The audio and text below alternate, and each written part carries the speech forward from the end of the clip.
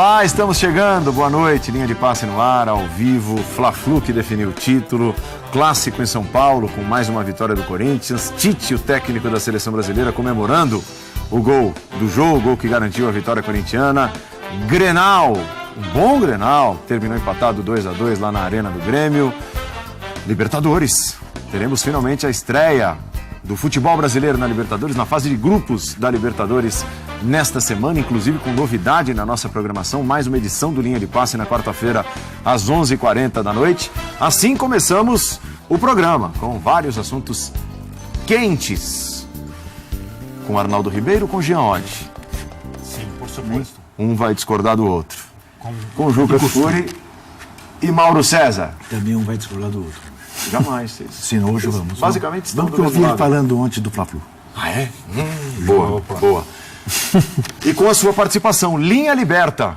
Exatamente por conta da primeira rodada da fase de grupos da Libertadores, vários brasileiros em campo. Liberta Linha, não Linha Liberta. Liberta Linha, Liberta Linha.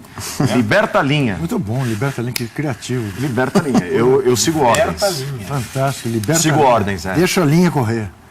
Entendeu? Liberta A linha. Podia ser linha quente também, né? Porque Podia. linha tensa, alguém disse que Isso, poderia ser linha tensa, Isso. só da tensão e tal. Isso. Depois desses clássicos, alguns clubes brasileiros estreando na Libertadores. Eduardo Disputaram Tironi. Eduardo Tironi. esses clássicos. Eduardo Tironi? Eduardo Queria o Tironi. linha O homem tensa. das hashtags, né? Você tá liberto, tá tenso, tá quente, tá o quê? Liberto. Não, quente porque o ar-condicionado não tá como deveria. Não, tá legal. Não tá. Você já reclamou. Pelo amor de Deus, porque E olha tem que eu tô aqui pessoas no aqui... terninho e tá ótimo. Sim, é que você... Bom, você esqueceu de falar, ao se referir aos 3 grandes clássicos, a um 4º grande clássico, que inclusive quebrou um tabu no Nordeste, que foi a vitória do Timbu, do Náutico, sobre o Sport. Tem até enquete. Esse clássico vai fazer parte das enquetes do programa. Boa. Né? Então, mas que você quer que eu fale? Você fez alguma pergunta específica? Não, Não, foi só não, pra, não. assim. Tá bom, então Só- vamos só lá pra para dar as o seu boa enquetes. noite. Tá, boa noite. É. Ótimo. Tem tanto assunto, né?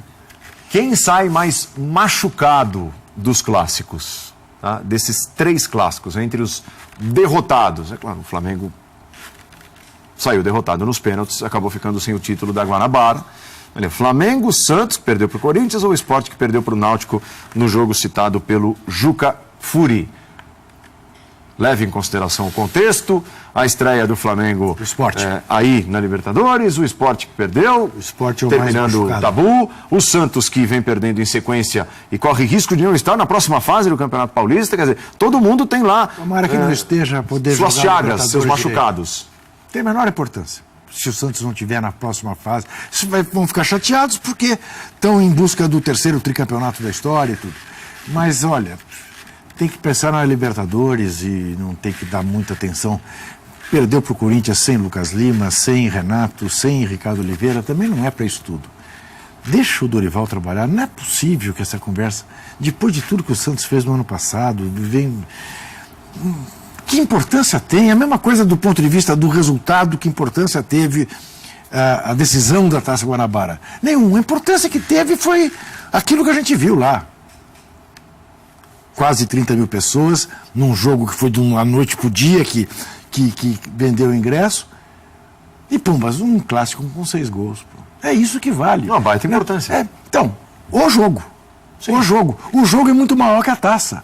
Como o derby aqui em São Paulo é maior que o estadual, como o majestoso é maior que o estadual. É isso.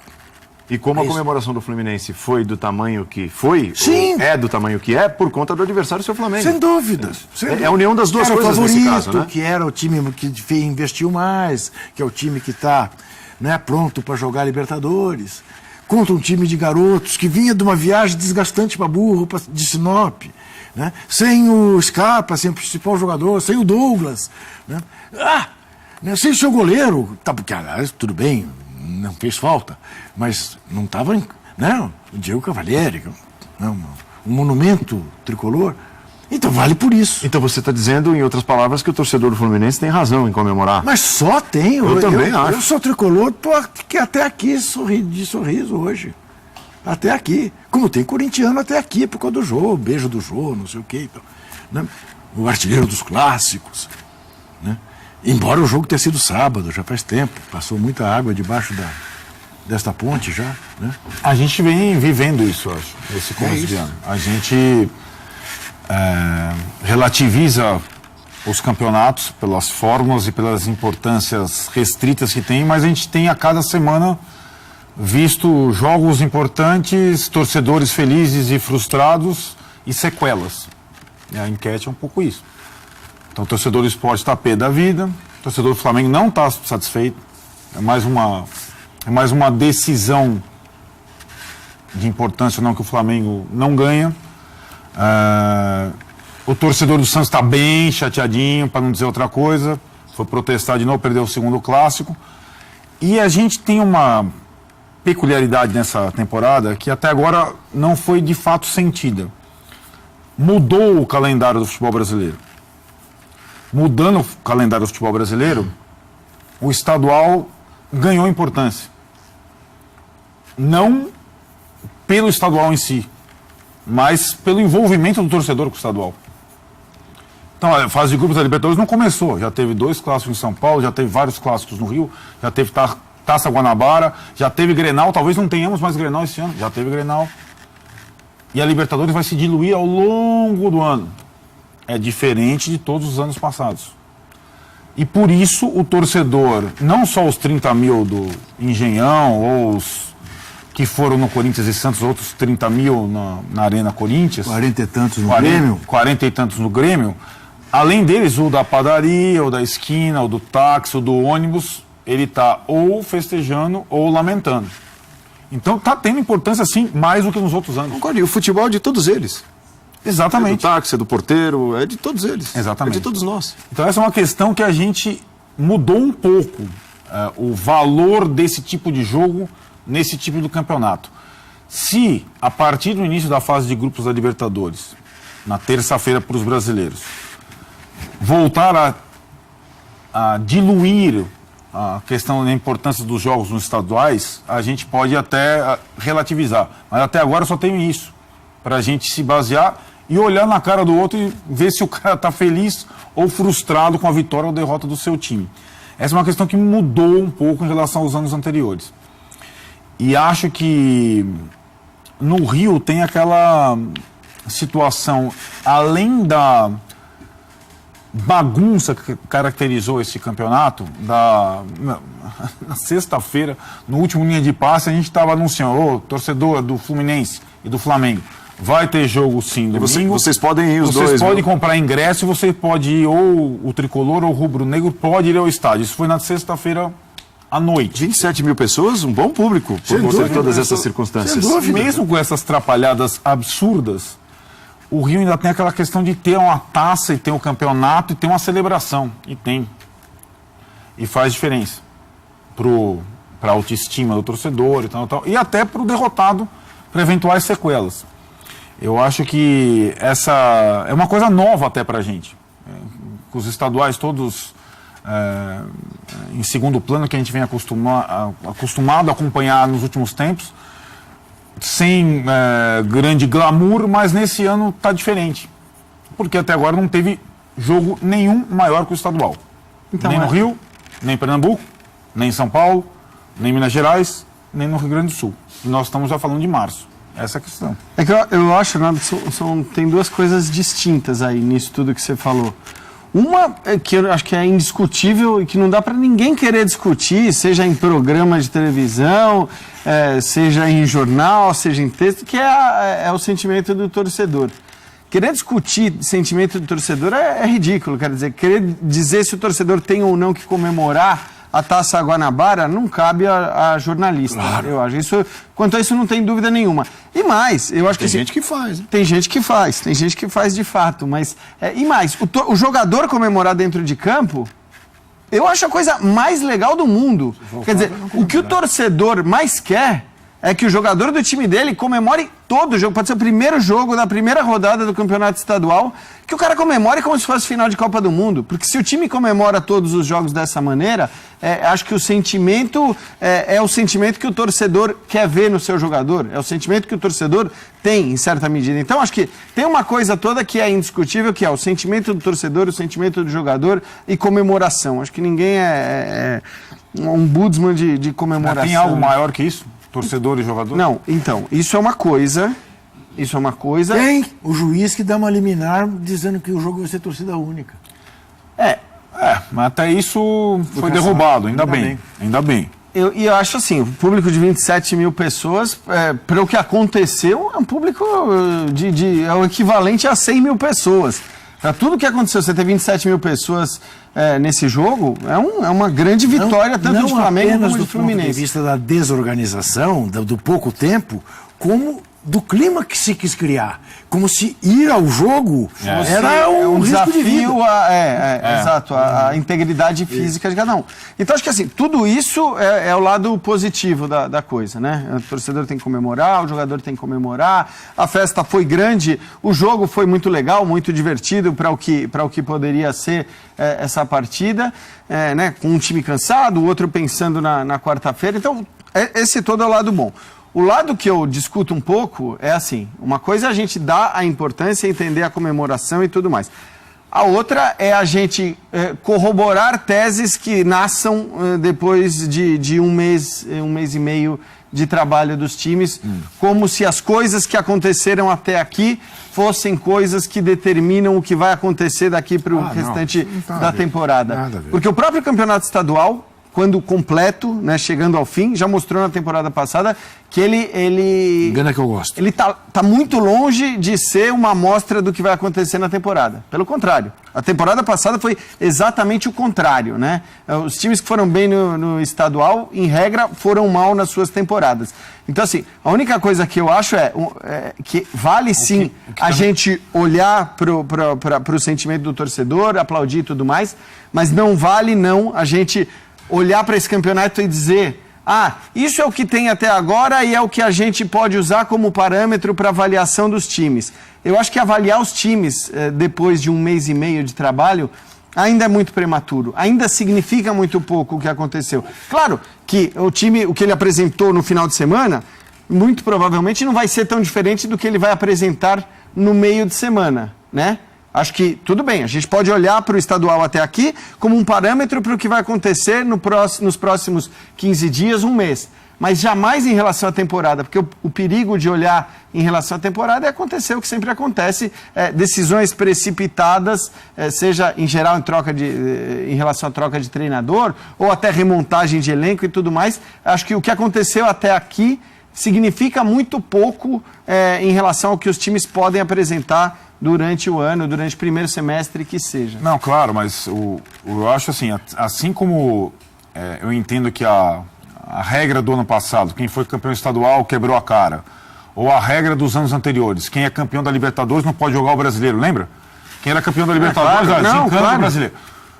Elas existem para serem quebradas também. O estadual pode não ser um estorvo, né? Ganhar o estadual. E a tendência é que seja menos agora mesmo. Pois até por conta dessa nova configuração. Claro.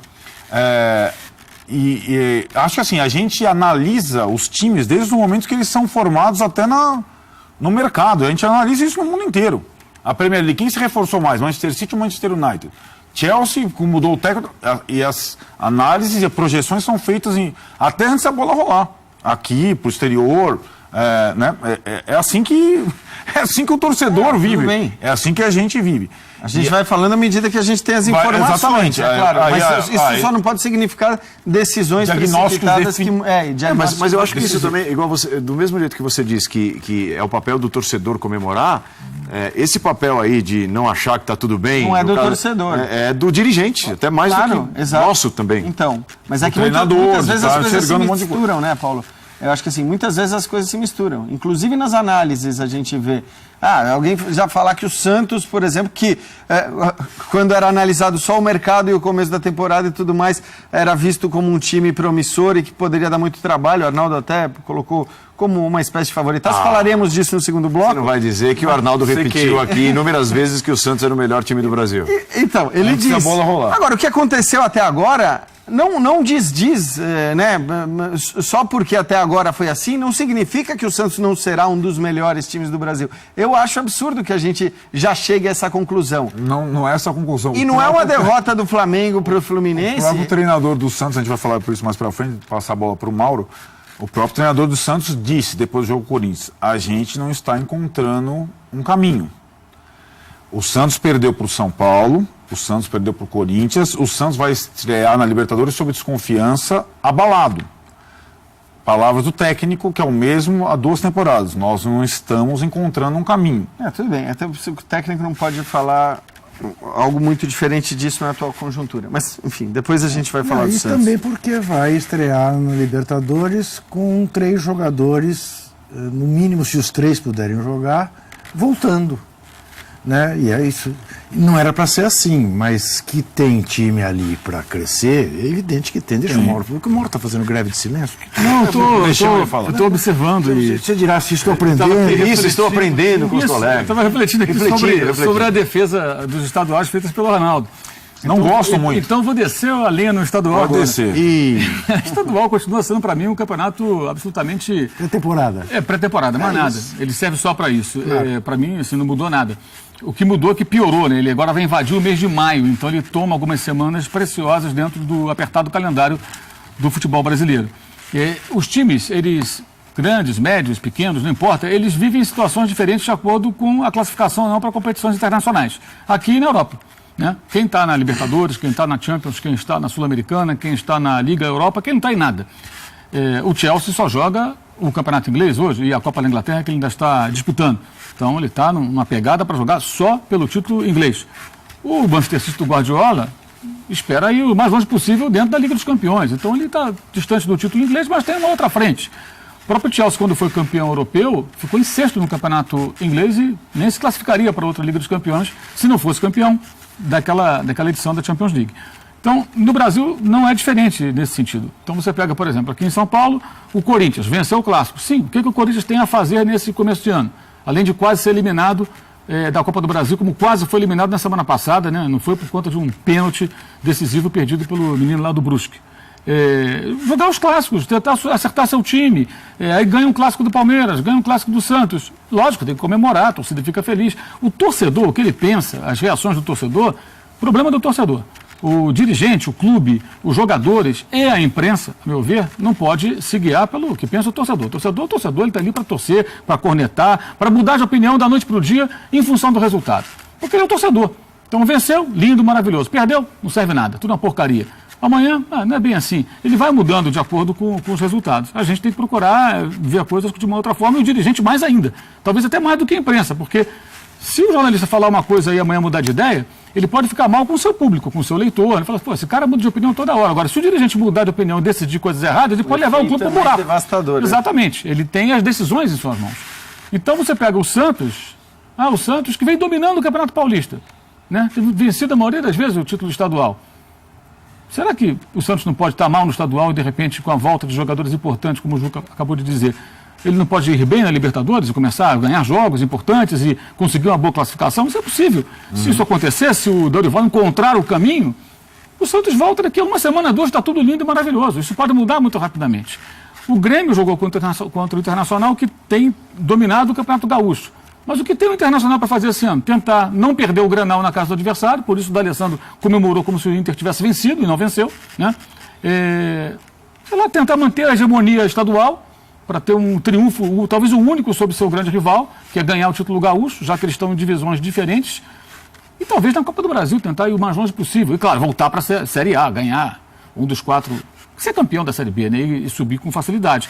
Os objetivos são diferentes dos 2 gaúchos. Os objetivos são diferentes de Palmeiras, Santos, Corinthians e São Paulo. E são diferentes de Botafogo, que não está nem aí para o estadual. Não está nem aí. Muito bem. Né? Flamengo, que está levando o estadual a sério, mas só agora vai estrear na Libertadores. Estivesse disputando a primeira fase do torneio, certamente teria feito como Botafogo, teria priorizado as partidas eliminatórias, né? Em relação ao Vasco, e está montando o time no meio do campeonato, e o Fluminense, que começou um pouquinho antes a reestruturação da sua equipe. Cruzeiro e Atlético, a mesma situação, né? Sport e Náutico, a mesma situação. O Sport é um time da Série A. Qual o objetivo do Sport? Repetir a campanha de 2015, quem sabe, foi um dos 6 mais bem colocados, né? Acho que é o sonho do torcedor do Sport, chegar na Série A e fazer uma campanha bonita, não correr risco de rebaixamento. O Náutico é o quê? É um time que tenta e não consegue voltar para a Série A. Eles estão em níveis diferentes hoje. Então, uma vitória do Náutico sobre o Sport pode deixar o seu torcedor orgulhoso, feliz, mas eles estão na temporada em realidades distintas. Não correm na mesma raia o tempo todo. Tem um momento que as coisas se separam. E aí eu acho que o estadual tem que ser visto realmente só como pré-temporada. Você pega jogos do Santos, em que o Santos tem tido problemas, a função do técnico é corrigi-los, é identificá-los e corrigi-los, enquanto é tempo. O Flamengo perdeu o Fluminense, primeiro teste para valer do Flamengo foi ontem. Empatou, né? Perdeu o título, né? Empatou o jogo, merecia perder. Com bola rolando, merecia perder. Mas foi o primeiro teste para valer, porque o Vasco é um time que está em formação. O Botafogo jogou com reservas. O Grêmio, na Primeira Liga, pôs um time B, nem o Renato Gaúcho foi lá, para Brasília. Então, os outros jogos foram contra pequenos, e Ceará, time misto do Flamengo, América Mineiro, time reserva, na verdade. Então, o primeiro teste para valer foi o Fluminense, que apresentou para o Flamengo alguns defeitos que o time não vinha apresentando. Então, é olhar para isso e tentar corrigir. Isso é pré-temporada para mim. Agora, lógico, tem um jogo quarta-feira, o Santos também tem o jogo se aproximando, o tempo é curto para isso. Mas o trabalho não começou no final de semana, você já vem trabalhando há algum tempo. Então, você vai tentar ajustar a equipe. Para mim, é pré-temporada. E não é só para os brasileiros esse período de pré-temporada, para todo mundo. Os argentinos não estão jogando, os chilenos estão começando o campeonato, os colombianos, o Atlético Nacional está remontando seu time quase todo, porque perdeu vários jogadores importantes. Então, até os adversários dos times brasileiros na Libertadores, eles vão se desenvolver ao longo da competição. Agora, mais ainda, porque ela vai até o final do ano. É difícil, quase impossível você hoje apontar qual time gringo que vai dar trabalho. É muito difícil. Será o Estudiantes? Será que o Atlético Nacional se recompõe tão rapidamente? É a Universidade Católica, que perdeu para o Colo-Colo o clássico no fim de semana, pelo Campeonato Chileno? É difícil dizer. O Peñarol vai surpreender, como naquele ano que foi a final com o Santos, com um time muito meia-boca, né? Não sobrou ninguém ali. O Martinútil era uma das principais estrelas, acabou de ser dispensado da Chapecoense. Então, e a própria Chapecoense joga a Libertadores, mas com uma expectativa de Atlético Tucumã. Eu vou o mais longe possível. É a esperança, a expectativa da Chapecoense. Eu acho que vai ser campeão. Sabe que não vai ser campeão. Expectativa de Leicester. É Leicester. Vou fazer o que for possível. Onde eu for mais longe, melhor. Então, acho que as realidades dos clubes são bem diferentes por conta do calendário, das disputas. E aí, os dirigentes têm que ter maturidade. E as comissões técnicas também têm que ter autocrítica para perceber o que não está dos jogadores, né? Para corrigir o que não está bom. E é natural que quem não vai disputar uma Libertadores dê mais valor ainda a uma vitória em clássico, porque aquilo é Libertadores do cara ali.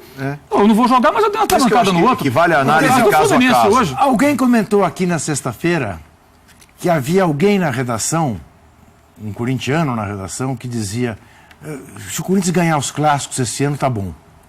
Acho que foi o Joãozinho, que tem o blog, inclusive, na SPNFC, falou isso. É isso, o cara não está nem falando em ser campeão.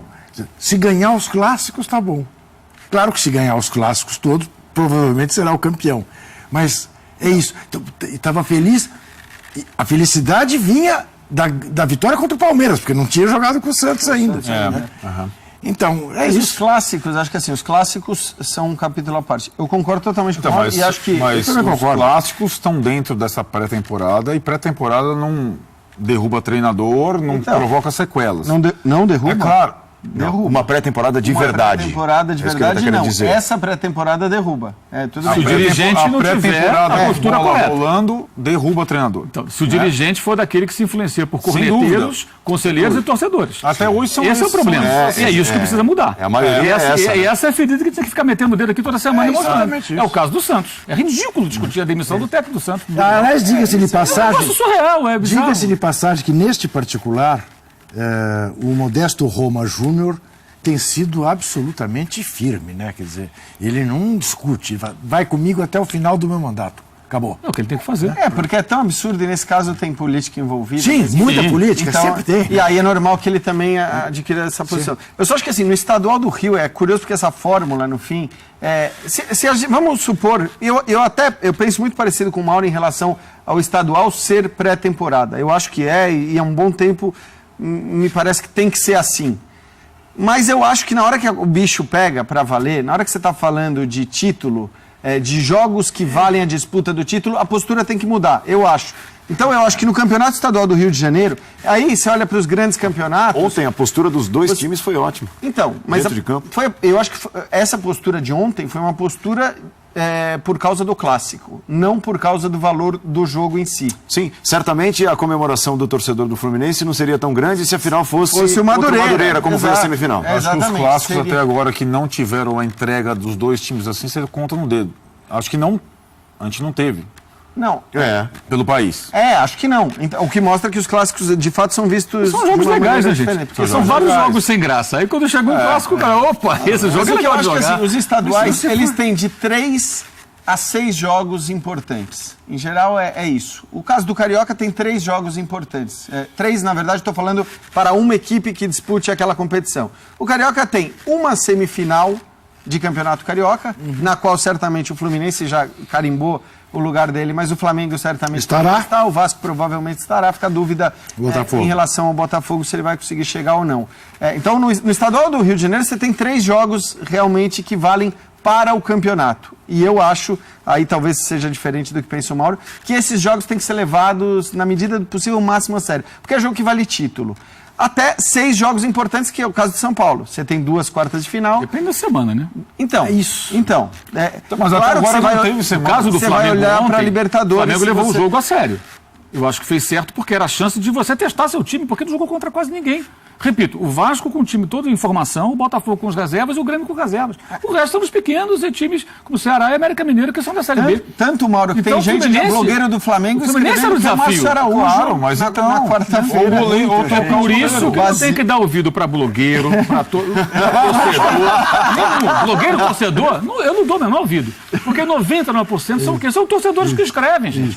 Mas a coisa mas passou. blogueiro Não. torcedor. O cara que hoje fala que tem que voltar o Márcio Araújo é o mesmo que amanhã vai pedir para ele sair do time. Não, então assim... Entendeu? mas Porque é o Márcio uma Araújo reação não é emocional. execrado. Porque o Wellington seria barrado pelo Marcelo. O Wellington só fez o gol porque o Pará escorregou. O Pará ia dar o bote, ele fez tudo certinho para dar o bote. O time estava muito desorganizado, Sim, tá. uma bola parada, né? Os dois laterais têm que ficar. Mas não é o Márcio Araújo. Trauco estava chutando a bola Mas não é o Márcio Araújo, foi mal. mas não é o Foi Márcio muito Araújo mal. que vai dar jeito nisso. Não é isso. Ali um erro de posição, um erro coletivo. Não, um lance pontual. O que acontece é o seguinte: no primeiro teste para valer, como o Mauro disse, no ano o Flamengo tomou 3 gols. Isso é ponto.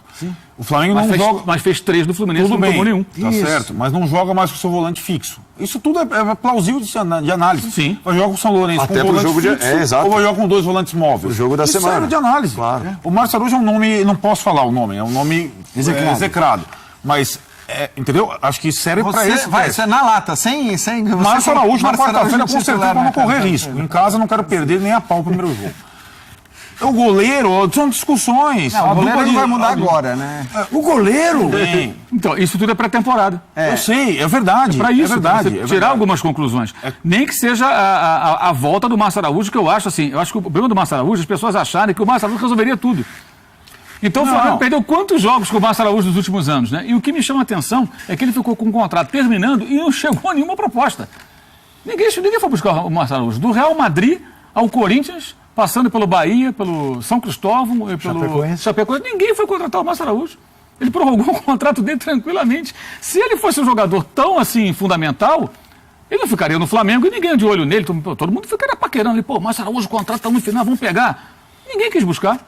Senão chegaria alguém com um salário melhor. Márcio, vem jogar aqui você vai ser valorizado. Ninguém foi buscar. Ele é um jogador que compõe o elenco. que o Agora, Arnaldo- achar que o Márcio Araújo é Arnaldo não tá solução... dirigindo time algum. Não, o que acontece? Dois volantes móveis. Você não vai fazer isso funcionar em um mês e meio. Claro. Dois. Claro. Leva um certo tempo. Então, mas aí... Então, você acha que o meio de campo ontem não conseguiu, mas pode dar estrutura defensiva ao time com essas peças que foram a campo ontem? Sim, mas vai levar mais tempo.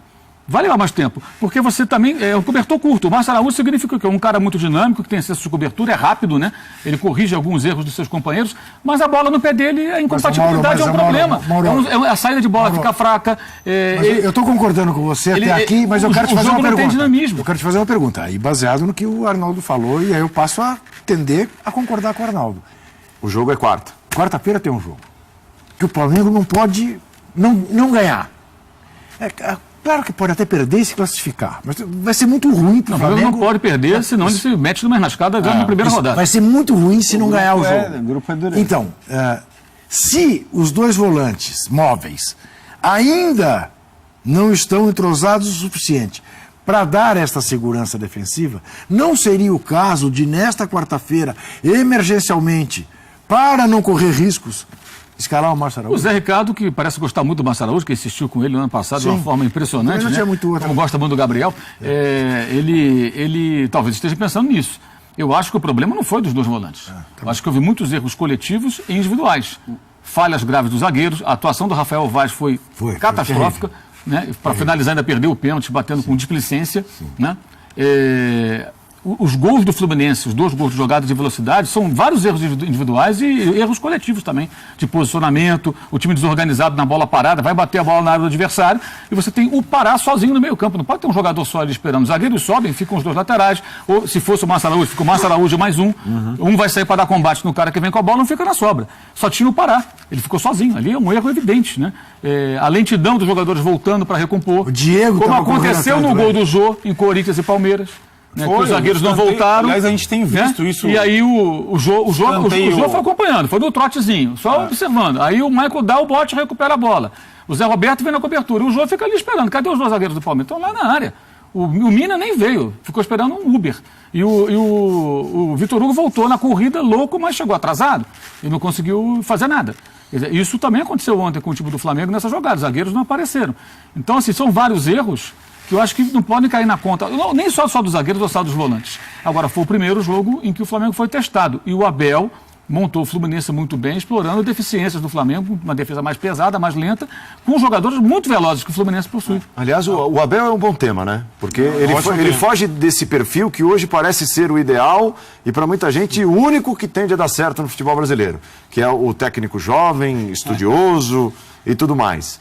E tanto é que muita gente torceu o nariz quando o Fluminense anunciou a volta do Abel, até por não saber em que estágio se encontrava o Abel, né? Andou um tempo sumido, depois regressou aqui ao Brasil, ficou um tempo sem trabalhar, contratado pelo Fluminense. Uma série de pontos de interrogação. Com todas essas ressalvas. Então, se vale para o time que perdeu, não vamos levar em consideração isso como se fosse a pior coisa do mundo. Vale também para o time que ganhou, mas eu acho que dá para se analisar o estágio do Fluminense nas mãos do Abel, o time campeão da Taça Guanabara. E ontem o Fluminense mostrou um bom futebol. Né? E vinha mostrando, mesmo contra os pequenos, vinha mostrando também ao longo do campeonato. Jogou mal com o Madureira, né? Jogou mal. E jogou muito mal contra o perder. Jogou muito mal com o Sinop no primeiro tempo. Muito mal. Verdade que era um jogo de muita pancadaria. Isso, muito pontapé e um gramado horroroso, não dá para você exigir muito. Né? Agora, contra o Madureira, não é que teve perto de perder, teve perto de levar 3, 4 gols. Né? Tantas foram as chances do Madureira. Mas estou de acordo com você.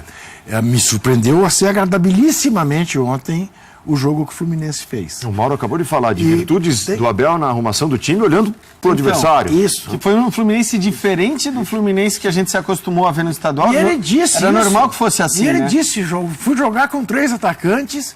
Porque é o seguinte, quer dizer, era a chance que eu tinha de aprontar uma correria para cima da zaga do Flamengo. Ele fez certo. Exatamente. Ele fez algo diferente. Vamos jogar diferente do que vinha jogando. Mas porque fazer uma professora, só tem certo que hoje, na final nós vamos mudar. Ele perdeu 2 titulares, ele teve que remendar o time, né? E ele encontrou boas soluções. E acho que mais do que isso até, né, Mauro? É claro que assim, ele estava sem o melhor jogador do time, né? Acho que ninguém discute. Por conta do jogo violentíssimo de quarta-feira. Do Sinop. Né? Ele estava sem o melhor jogador do time, enfrentando a equipe mais forte no papel. Não adianta o torcedor ficar mandando print e tal. Ninguém deu o Flamengo vitória. É o time mais forte. Sexta-feira ninguém deu a vitória do Fluminense. O Flamengo é no papel o time mais forte do campeonato. A gente sabe que isso muitas vezes não significa nada. E acho que foi muito legal. Quer dizer, aí não dá para você tirar o mérito do técnico mesmo. Porque quando você vê que o time muda a sua maneira de jogar. De acordo com o adversário. De acordo com o adversário. E a diferença muito grande, né, em relação ao que o Fluminense vinha fazendo com os times pequenos, o que fez contra o Flamengo. Quer dizer, o Fluminense não deixou, o Flamengo até tentava tomar iniciativa, não dá nem para dizer que tomava mais iniciativa do que o Fluminense, mas tentava tomar iniciativa e não conseguia no primeiro tempo, e o Fluminense fazia isso propositalmente, com o espaço, conseguindo arrancar na velocidade, se aproveitando das falhas da defesa do Flamengo. O time foi muito bem, o mérito, acho que do Abel é indiscutível nisso. O Fluminense mostra jogadores que têm capacidade de serem importantes durante a temporada, mas é o que você falou. Assim como a gente tem que relativizar as derrotas, a gente também tem que relativizar as vitórias. O torcedor tem mais que comemorar, foi uma grande conquista pela dificuldade, pelo nível do adversário e tudo mais, mas é aquela coisa, só pés no chão para olhar para frente, para olhar para o futuro, e a vaga na semifinal está garantida. O maior problema do Fluminense ontem foi a defesa no jogo aéreo, né? Muitos comprometedor, como também aconteceu contra o Madureira, por muito pouco não tomou gol, de vários cruzamentos que o Madureira fez na área do Fluminense, né? O goleiro é fraco, o Júlio César, a diferença do titular para o reserva do Fluminense é brutal. Gigantesco. Do Cavalieri para o Júlio César, que foi aquele que jogou no Botafogo e tal, naquele famoso jogo da Ana Paula Bandeirinha, ele falha até o Figueirense, faz o gol que ele define. Muita gente lembra da Ana Paula com os polêmicos impedimentos, mas teve um frango do Júlio César, que foi o que definiu a classificação do Figueirense, que foi a final da Copa do Brasil contra o próprio Fluminense. É um goleiro muito instável, ele falha em um dos gols. A defesa erra também demais, né? O Guerreiro ganha as 2 bolas praticamente na cabeça nos 2 gols do Flamengo. E o Flamengo, por sua vez, já deveria estar num estágio mais avançado. O Flamengo depende demais de cruzamento, o Flamengo não tem jogada ensaiada. Dificilmente surge um passe como aquele do Wellington para o gol do Lucas. Né? Que é um passe mais vertical, que encontra o espaço entre a defesa adversária. O próprio Diego não arrisca muito esse tipo de jogada. Acho que o Flamengo deveria estar, nessa pré-temporada, num estágio um pouco mais avançado. O teste contra o Fluminense mostrou uma série de problemas, que aí cabe ao Zé Ricardo tentar corrigir para quarta-feira. Quando vai jogar contra um time também que não vem jogando. Jogou um amistoso há quase 2 semanas, que é o São Lourenço, o Campeonato Argentino não começou. Perdeu alguns jogadores importantes, mas contratou outros, tem jogadores experientes. É um time que ganhou a Libertadores, era outro time, né? Mudou quase todo mundo, o técnico inclusive. Mas o técnico é um técnico que foi vice-campeão da Libertadores, o Aguirre, com o Peñarol, foi semifinalista com o Internacional, né? Há 2 anos, e que conhece bem a competição, já está lá já pelo menos há quase uma temporada, meia temporada, à frente do São Lourenço. E o São Lourenço ganhou a Libertadores em 2014. Ou seja, foi agora, há pouco tempo. Depois, em 15, foi o River, né? Em 16, o Atlético Nacional de Medellín. Então, é um clube que está mais habituado. E o Flamengo, por sua vez, né? Comemorando o estadual, né? E se despedindo de Joel Santana, por exemplo, protagonizou um dos maiores micos da história contra a América do México. É o Flamengo que foi eliminado pelo Palestino na Sul-Americana ano passado. É o Flamengo que foi eliminado pelo pequeno Defensor do Uruguai, quando perdeu 3-0 fora, ganhou 2-0 no Rio. O Flamengo tem uma coleção de fiascos na Libertadores. Então, é importante, até o torcedor, já que a gente falou muito do torcedor, entender isso. O que você prefere, campeoníssimo? Você prefere ganhar a Taça Guanabara nos pênaltis, jogando pior que o Fluminense, que poderia ter acontecido? Se o Muralha fosse o pegador de pênaltis, aliás, o Muralha foi um desastre ontem, em vários momentos. Dos 2 gols em que sai na cara do goleiro, ele não sai. Mudou o apelido, né? Muralha não está combinando. Muralha não... É um goleiro superestimado, né? Eu acho que ele é do nível do Paulo Vitor, que foi embora execrado pela torcida, e pelo menos era pegador de pênaltis. O Muralha é um goleiro superestimado. Aí o Tite ainda convocou, agora corrigiu o erro não convocando mais. É verdade.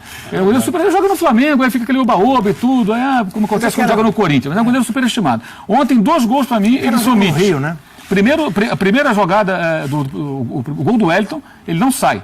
Né? Ele fica plantado. Parecia o Bravo, o goleiro do Guardiola, que tem esse mesmo problema. Ele não sai. Então o adversário sai com a bola, o goleiro não sai para tentar diminuir o espaço. Fica plantado dentro do gol, gol gigantesco. Você fica ali na pequena área, o cara escolhe o canto e faz o gol, não tem como. Isso acontece no gol do Lucas e acontece mais ainda no gol do Wellington, que ele já tinha que estar rachando lá fora quando o Pará escorregou. Rachando não é dar uma pancada no cara para ser expulso, é disputar a bola. O goleiro não pode jogar na pequena área mais. Inclusive quando o pessoal fala do goleiro tomar um gol por cobertura, não, ele tem que jogar lá no bico da grande área muitas vezes. O goleiro tem que jogar até fora da área, para quando acontecer um contra-ataque, ele é o último homem. O Muralha joga enterrado dentro do gol, então ele falha nos gols, ele não se aproxima da defesa de nenhum pênalti. Os 2 goleiros ontem falharam, só que o Júlio César defendeu um pênalti. Ele entregou um gol para o Flamengo, mas ele defendeu um pênalti do Hever, então ele conseguiu ser decisivo, o Muralha ao contrário. Então, assim, esse jogo mostrou algumas coisas muito claras. Essa é uma delas, e eu acho que, como pré-temporada, serve para isso mesmo. O Santos certamente vai tirar, o Dorival, várias observações da derrota para o Corinthians. De jogadores, eventualmente, que ele teve que escalar porque não tinha alguns titulares, para poder saber o que vai fazer na própria Libertadores. Deixa eu dar uma notícia. Do próximo bloco, inclusive. Nesse momento estava acontecendo no Palmeiras a assembleia para revalidar a eleição de Leila Pereira como conselheira do clube.